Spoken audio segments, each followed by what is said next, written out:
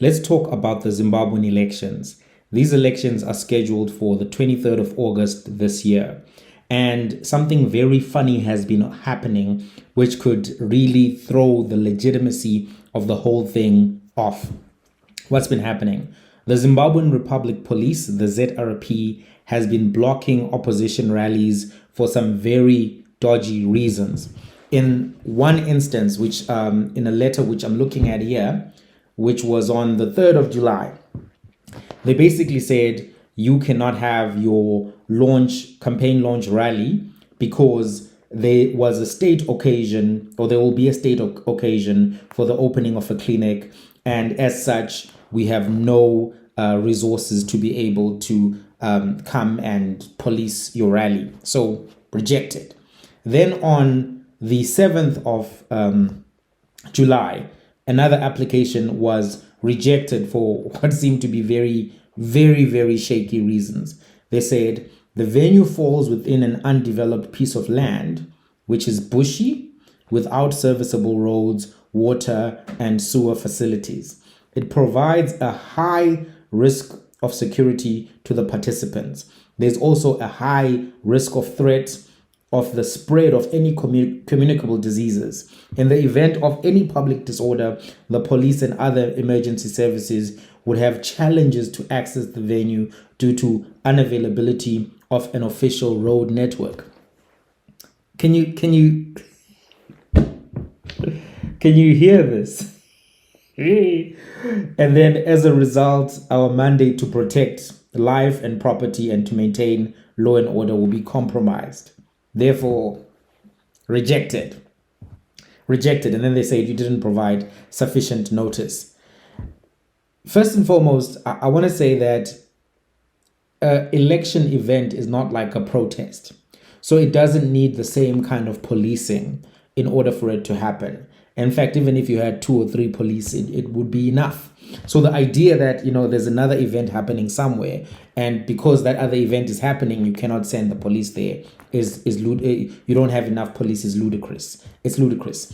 And then the second one is that Zimbabwe is significantly rural, meaning that many places are going to be affected by challenges of road networks, challenges of lack of sufficient sanitation at event places, and also just the same kind of challenges which they are pointing here that you may end up with a cholera situation.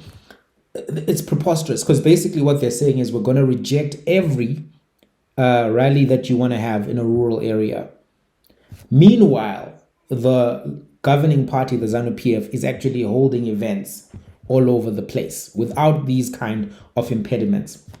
Now, this is critical to point out, because political freedom during an election period is part of what constitutes a free and fair election. You need to be able to have the freedom of speech to share and impart your ideas. And then you also need to have the political freedom to be able to organize your political events, to be able to move up and down, have rallies, do door to door, whatever the case may be.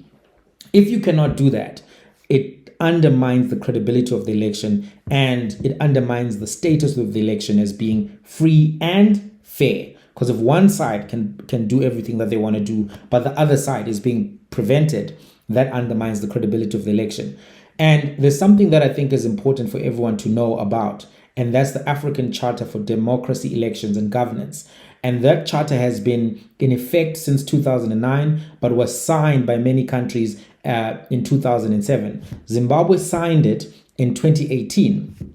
That charter actually states in Article 2 that you have to promote the holding of regular and free elections to institutionalize the legitimate authority of representative government, as well as democratic change of governments. Then you have Article 3, which speaks about the respect for human rights and democratic principles, and also speaks about the holding of regular, transparent, free and fair elections.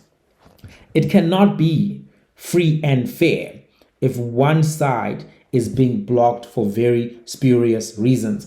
And what is very disturbing as well was to notice what the permanent secretary of the Ministry of Information, Broadcasting and Publicity had to say. He said, yeah, well, cholera is a real thing. It's a problem. And therefore, we're justified in doing what we're doing.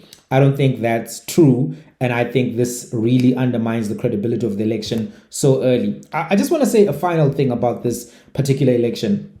That's the date of the election itself.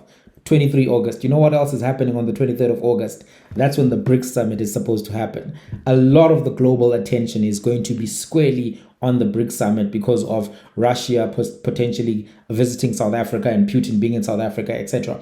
So the attention of the world is not going to be on Zimbabwe. It's going to be on South Africa and BRICS and the geopolitical tensions between Russia and Ukraine, China and America, all happening around this BRICS conference. And that's the day that the president of Zimbabwe chose for another election. It's sneaky. It's so sneaky that I would suggest that he chose that day because they're up to something. But I don't know. Time will tell. Let's have a conversation. What do you think?